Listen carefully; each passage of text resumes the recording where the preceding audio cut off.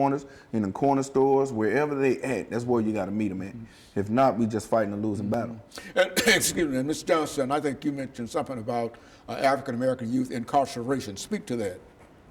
Well, I guess basically the reform part.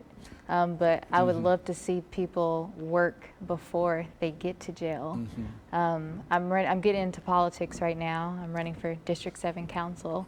And one of my points is education and really involving the youth in their education, how they want to see it. I was when I was younger with the Mayor's Youth Council Summit, talking to the board of directors and telling them this is what we see and this is what we want changed. There's a program with the Civic Design Center where they have a program where they can do architecture and they can go and redesign their communities. Like, how amazing would that be if a youth was able to design their community? They would be less likely to destroy it, in my opinion. So we have to meet them where they're at, ask them what their needs are, what they want to do, and then support them in that. It seems that no matter what we have to do, Pastor, it seems that the problem is so overwhelming that so many people simply want to turn their back on the problem and walk away. But speak to what we might be able to do to change some of the attitudes that people have in reference to our youth. You know, as Brother Shaw was saying, you know, you have different organizations and different agencies and different fellowships or sororities or what have you. We need to come together to create an environment that's conducive to positive growth of our youth, to show them something different than what they're seeing, to take them out of the mindset of their immediate environment and show them something else, show them something that's culturally different, show them the possibilities that they have within them, that what's out here is within reach for them as well. But, you know, amazing enough, and you said it, man, is that a bunch of adults can get together, man. We have a youth rally. A bunch of adults having a youth rally. And the youth are not there that we need to be rallying in to get information to. So the thing is, you got to go out there where they are, and you got to deal with them in their environment. You know, it's kind of like you can't go out, you know, if you was a hunter and you was going out hunting some type of game, you can't just turn the TV on and capture that game. You got to go out there exactly into the area where the game is in order to hunt that game. And it's the same thing when it comes to dealing with our youth. You know, we have to go out there where they are and deal with them where they are and talk to them where they are. You know, I've had the opportunity to go ahead, I'm sorry. No, I was thinking, Mr. Shaw, before we get away for today, that I believe that the economic situation that many of our youth find themselves in has something to do with some of the challenges that they have. Do you believe that if somehow we made some kind of system, a society, that would allow every youth, once they complete high school, to have access to a job or some method whereby they might be able to make a little money? A CETA program or whatever program you call it, but one thing that would be assured to them that once they graduate or whatever, they've got a job somewhere. And that is good because Tennessee Promise is one of the good ones that they get. You know, once they graduate, they can get to go to community college for 2 years.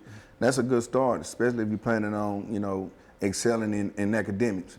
Mr. Walker, as he said, once he finished his time, he went on and you see now he's a pastor. I mean, so it doesn't matter where you start. It's how you finish the race. You know, as we just had a real bad incident in California where Nipsey Hussle killed away, but the name of his clothing store was Marathon because he was saying marathon is not a sprint, it's a marathon life.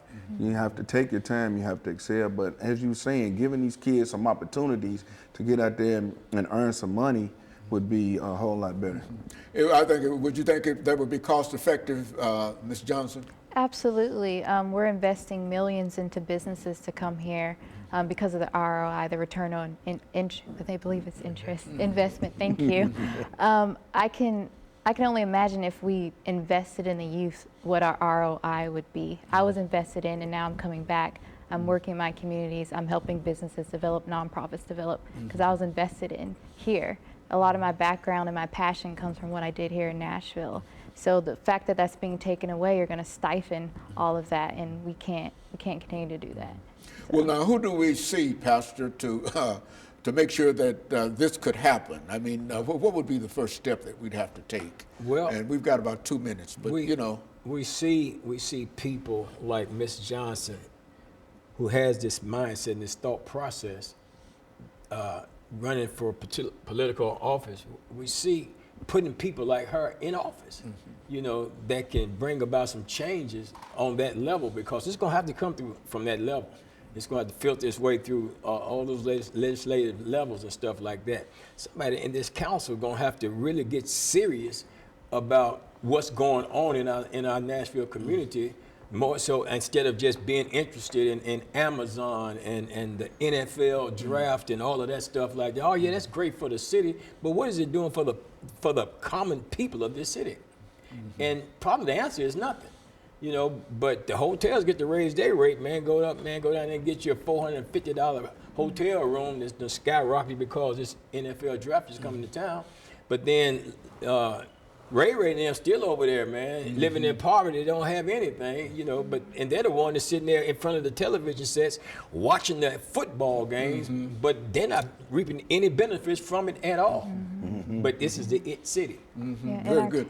And so in a real sense, we believe that some of the challenges that we've talked about and some of the challenges that we face can really be met. You see, that we don't necessarily have to turn our backs and walk away, but we do have to be willing to put some kind of effort and some kind of organization in reference to some of these problems. And I think that the three of you sort of represent, in a real sense, what an individual can do in reference to. You can't do everything, but I think that if more people felt like the three of you feel this morning, then at least we would be able to do better than we're doing. We might not ever overcome all of the challenges, but we can say that we tried, and I think that's about the only thing that we can possibly do. And let me thank you, and let me encourage you to tune in again next week for another informative edition of Comments. Thank you, and